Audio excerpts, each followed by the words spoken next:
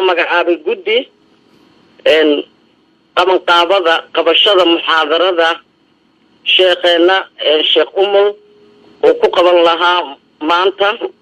magaalada muqdisho guddigaas marka waxay diyaarinayaan qaabkii qabashada ay u dhici lahayd muxaadarada sheekha haddii allah awoodda la ogolaado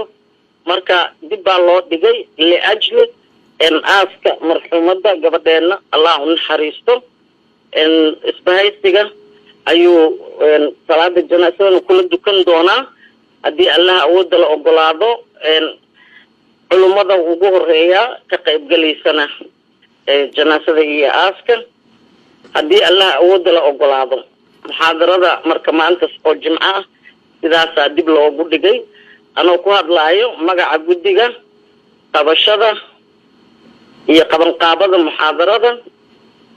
aan ka mid ahay aniga oo ah wasiirka wasaaradda dhalinyarada iyo isboortiga Khadiija Maxamed Diiriye wasiirka wasaaradda awqaafta iyo arrimaha diinta wadana Sheekh Nuur gudoomiyaha gobolka Banaadir ahna duqa magaalada Muqdisho gudoomiyaha Umar Maxamed Filish iyo dhammaan hay-adaha amniga oo horkacayo taliyaha ciidanka booliska Soomaaliyeed magaala xijaar haddii allah awoodda la ogolaado muxaadarada haddii allah awoodda la ogolaado waxay dhacdaa maalinta axadda haddii alla idmo waxaana lagu qabanayaa garoonka kubadda cagta ee Engineer Yariso Stadium haddii allah awoodda la ogolaado